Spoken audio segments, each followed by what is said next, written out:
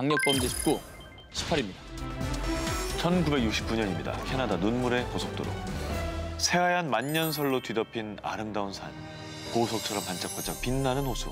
캐나다 최고의 드라이브 코스 중 하나로 손꼽히는 이곳, 옐로우헤드 하이웨이 16입니다.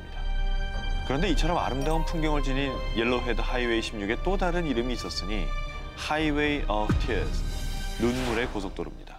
그 사연의 시작은 1969년으로 거슬러 올라갑니다.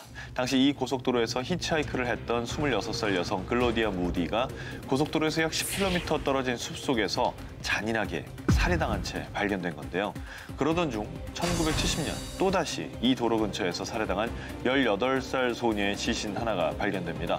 그리고 그 다음에도 이 고속도로의 살인 사건은 1969년부터 2006년까지 이곳에서 실종되거나 살해된 여성이 18명에 달했고요.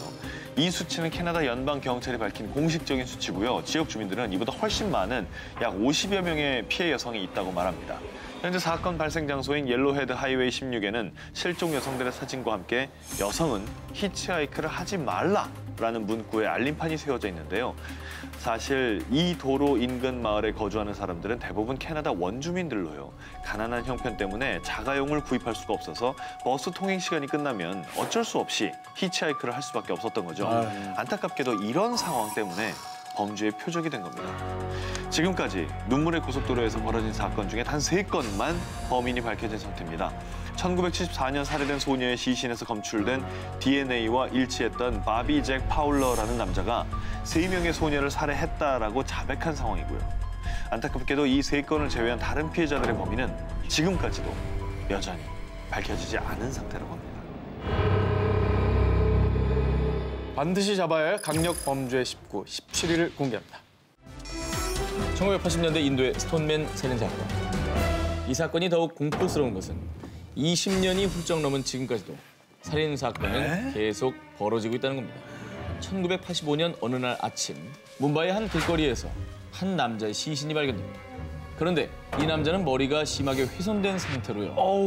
희생자 옆에는 피가 흥건하게 묻은 무게 약 30kg가량의 돌덩이가 놓여 있었습니다. 경찰은 곧바로 이 돌덩이를 살인 무기로 보고 수사에 들어갔는데요. 하지만 이 살해당한 사람을 아는 사람이 없어서 피해자의 신원조차 파악하기 어려운 상태였고요. 그런데 이 끔찍한 살인은 거기서 끝나지 않았습니다. 길에서 잠을 자는 사람들을 돌로 죽이는 스톤맨 살인 사건이 연속으로 일어난 건데요. 답답한 건 첫 번째 사건과 마찬가지로 피해자와 범인의 신원은 전혀 파악되지 않았다는 점이죠. 이렇게 사건이 점점 미궁으로 빠져가던 어느 날 스톤맨 살인 사건의 생존자가 나타나게 됩니다. 근처 주점에서 일하던 웨이터가 길에서 잠이 들었다가 그만 스톤맨의 공격을 받은 거죠. 그때 멀리 지나가던 경찰의 불빛을 발견하고 살겠다는 일념하에 무작정 달리기 시작한 겁니다. 이때 범인은 달아났고요. 그래서 경찰은 공격에서 살아난 웨이터를 상대로 가해자의 인상착의를 물었지만 1980년대 뭄바이는 가로등이 드물어 밤이면 암흑천지였습니다. 게다가 잠을 자다 공격을 받았던 터라 피해자는 결국 가해자의 얼굴을 기억하지 못했습니다. 그리고 1988년 한 차례 살인사건을 끝으로 희생자 역 12명의 안타까운 목숨만 잃은 채 끔찍한 미스터리 사건으로 남고 맙니다.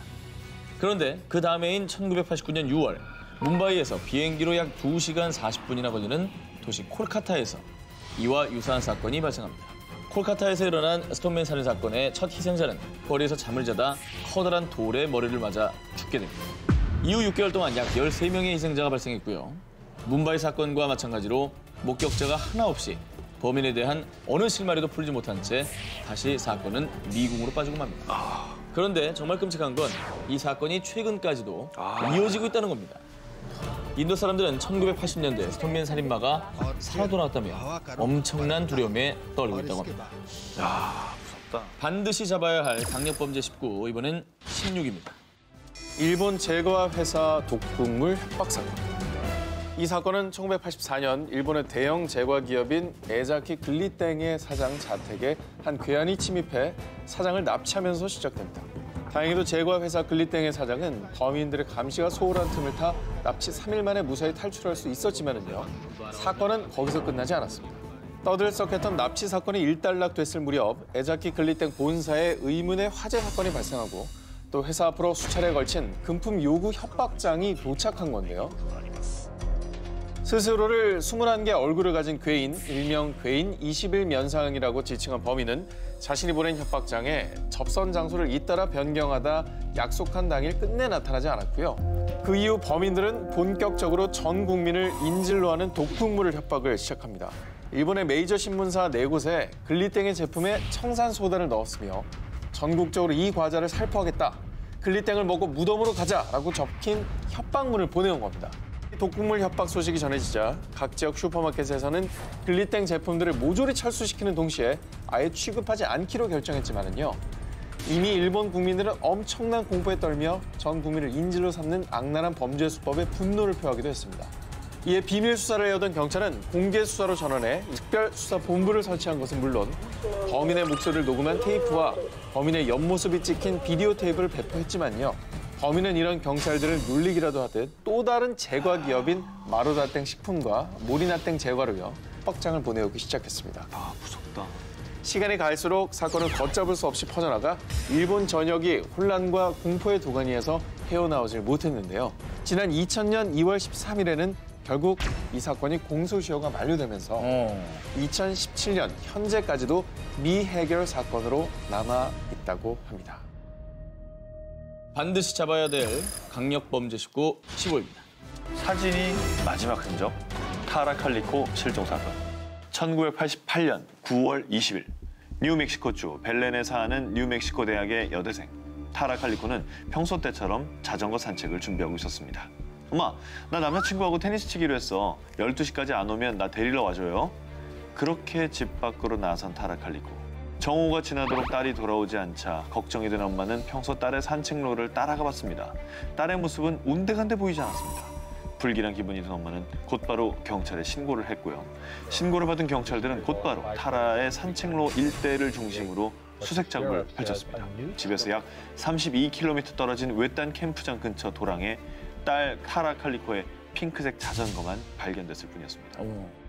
그렇게 흔적 없이 사라진 타라 칼리코의 실종은 미제로 남는가 했는데요. 이 미공 속의 실종 사건이 새 국면을 맞은 건 그로부터 9개월이 지난 1989년 6월 중순쯤이었습니다. 이 사건과 관련 있어 보이는 의미심장한 사진 한 장이 발견된 건데요. 타라 칼리코가 사는 뉴멕시코주에서 한참 떨어진 플로리다주 한 편의점 주차장에서 남녀 2명이 묶여있는 사진이 발견됐습니다. 협박 보내고 이 사진을 발견한 여성은 편의점 주차장에서 흰색 토요땡 차량이 있는 곳에서 주운 것이며 자세히는 못 봤지만 운전자는 콧수염을 기른 30대 남성이라고 말했는데요. 안타깝게도 이 운전자 또한 잡지 못하고 맙니다. 과연 사진 속 여자는 실종된 타라 칼리코가 맞을까요? 타라의 어머니는 이 사진을 본 후 사진 속에 있던 책이 딸이 좋아하던 작가 V.C. 앤드류의 My Sweet Audrina이라는 것을 증거로 들며 딸 타라가 맞다는 것을 확신했습니다. 그러나 정확한 이유는 공개되지 않았지만 미국 국립연구기관인 로스 앨러머스 국립연구소는 사진 속 여인이 타라 칼리코가 아니라고 판정을 했고요. 미국 유명 토크쇼인 오프라 윈프리 쇼 등의 안타까운 사연으로 소개가 되면서 사람들의 관심은 더욱 모아지게 됩니다. 그리고 다행히도 뉴멕시코주 경찰국 발렌시아 카운티 보안관 사무소 등 6명의 경찰관이 미제 사건 전담반을 꾸려서 타라 칼리코의 실종을 재조사하고 있다고 합니다. 반드시 잡아야 할 강력범죄 19, 14위 공개합니다. 엠버 경보를 만든 엠버 해거먼 살인사건.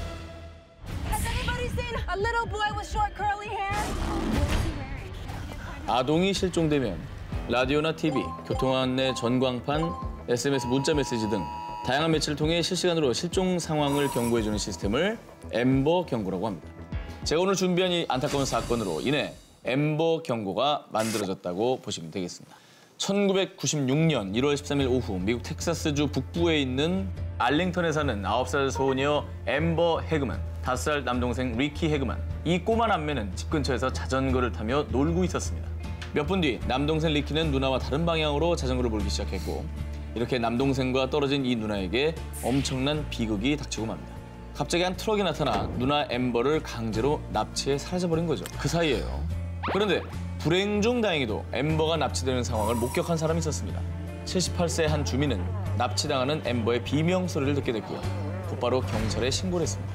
첫 번째 목격자가 본 범인의 차량과 비슷한 트럭을 현지 경찰과 FBI까지 참여한 수사에도 불구하고 결국 범인의 차량을 찾는 데는 실패하고 맙니다. 이후 이 엠버의 유괴 사건 소식을 들은 사람들은 유괴된 엠버를 찾는 데 갖은 노력을 다했지만요. 결국 사건 발생 4일 뒤 개를 산책시키던 한 주민에 의해 9살 소녀 엠버의 시신이 알링턴의 한 배수로에서 발견되고 맙니다. 이후 알링턴 경찰과 FBI는 범인을 찾기 위해 특별 조사단을 구성했어요. 수많은 단서를 추적했지만 결국 엠버를 죽인 살인자는 찾을 수 없었습니다. 비록 수사는 더 이어지지 못했지만 소녀 엠버의 안타까운 죽음은 미국의 사회 시스템에 큰 변화를 줬습니다. 엠버의 부모는 연방의회의 증인으로 출석해 전국의 성범죄자 등록법 제정을 촉구하면서요. 결국 1996년 10월 엠버 해거먼 아동보호법이 제정됩니다. 이후 약 2달 뒤부터 텍사스주의 라디오 방송국과 공무원들은 이 엠버 경고를 시작했고요. 엠버 경고가 생긴 이래 2015년까지 약 790명 이상의 실종 및 납치 아동들이 무사히 부모의 품으로 돌아갈 수 있었다고 합니다. 반드시 잡아야 할 강력범죄 19, 13입니다. 도쿄 일가족 살해 사건. 평범한 40대 부부 미야자와 미키오와 부인 야스코는 어린 두 자녀와 함께 일본 도쿄 세타가야구에 살고 있었는데요. 12월 31일 오전 야스코의 어머니는 웬일인지 딸 야스코가 전화를 받지 않자 결국 딸네 집으로 찾아가 보았는데요. 자, 그런데 그곳에서 상상도 하지 못한 끔찍한 사고 현장을 목격하고 맙니다.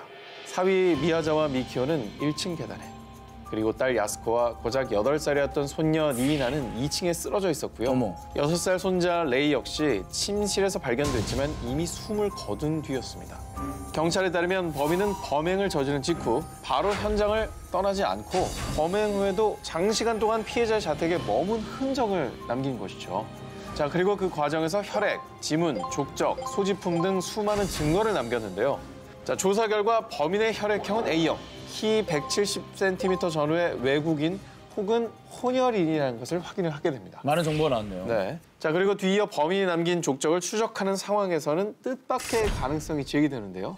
당시 범인이 신고 있던 신발은 영국 S 브랜드 제품이었는데 신발 사이즈가 일본에서는 판매되지 않았던 사이즈였고요. 1998년 10월부터 2000년 11월 사이에 한국에서 제조된 제품이라는 이유로 한국으로 조사원을 파견해 범인의 지문을 한국 전과자들의 지문과 대조하는 작업까지 진행을 하게 되는데요. 그러나 이 작업으로도 범인과 일치하는 지문을 가진 사람을 발견할 수 없었습니다. 일본 경시청은 사건 발생 후 17년이 지난 지금까지도요. 범행 현장 보존을 위해 24시간 경찰이 상주를 하고 있고요. 무려 2천만 엔, 한화로 약 2억 원 상당의 사상 최고의 현상금을 내건 건 물론이고 이 사건에 투입되는 조사원만 연간 25만 명에 달할 정도로 범인을 잡기 위해 최선을 다하고 있다고 합니다. 참고로 이 사건은 일본 미제 5대 사건에 항상 꼽힌다고 하고요. 그만큼 많은 관심을 받은 사건인데요. 이 사건의 유족들은 2009년 살인사건 피해자 유족 모임 소라노 카이를 결성한 뒤에 강력 범죄에 대한 공소시효 폐지를 꾸준히 요구해왔고요. 결국 2010년도에 살인죄 공소시효 폐지를 이끌어냈다고 합니다. 지금까지 해외 미제 사건들에 대해 알아봤는데요. 지금부터는 2017년에는 꼭 반드시 해결돼야 될 우리나라의 강력범죄 사건들을 중점적으로 소개해드리겠습니다. 사건 해결의 실마리가 되는 단서들, 그리고 범인의 몽타주 등이 함께 공개될 예정이니까요. 지금부터는 범인을 같이 잡는다는 마음으로 집중해 주시기 바랍니다. 자, 그러면 반드시 잡아야 될 강력범죄 19, 12위 공개하겠습니다. 2001년도 드들강 살인사건.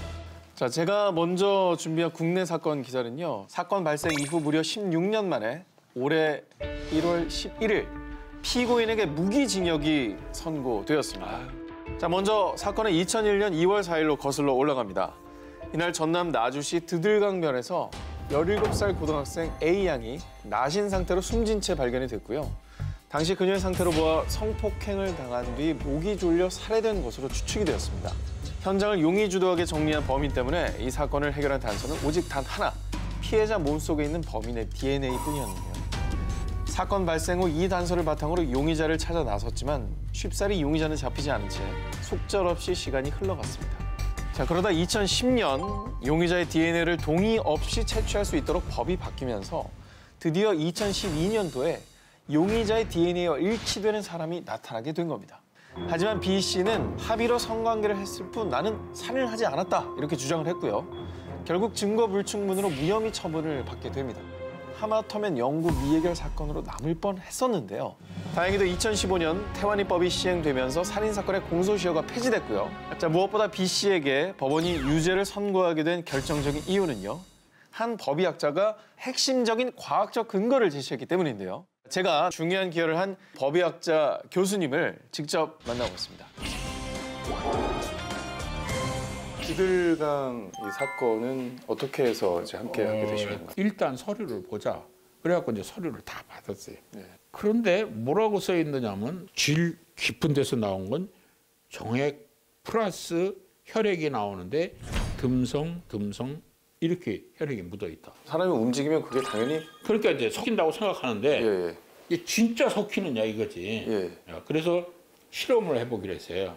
9억 개랑은. 예. 그 위생팩 이 정도 되는 거예요. 먼저 안쪽에다가 쫙 정액을 이렇게 넣어놨어요. 예. 그렇게 하고 혈액을 붙여놨어요. 근데 그거는 어떻게 채취를 하셨나요? 혈액은 내 거고 예.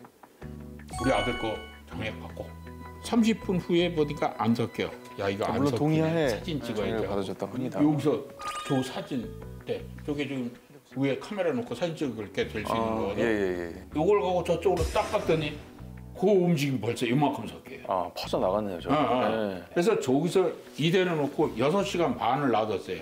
그랬더니 이 정도밖에 안 섞여요. 아. 그 경계부에서만 약간 섞이더라고. 이미 물에 들어왔을 땐 반항을 할 수 없는 상태로 돼 있는 그런 상황. 법원에서 결과가 지금 현재 이제 어떻게 난 상태인가요? 무기징역 나왔죠. 그 판결문 읽어보면 자기는 안 죽였다 그랬지만 성경우 씨하루 죽였다면은 누가 죽였겠나? 진례에 정액 있는 사람이 죽였지 않겠나? 그렇죠. 그래서 이 사람 움직일 겨를도 없이 묻힐 수도 있던 사건이 이 실험을 통해서 이게 또 범행이 밝혀지게 된 건데요.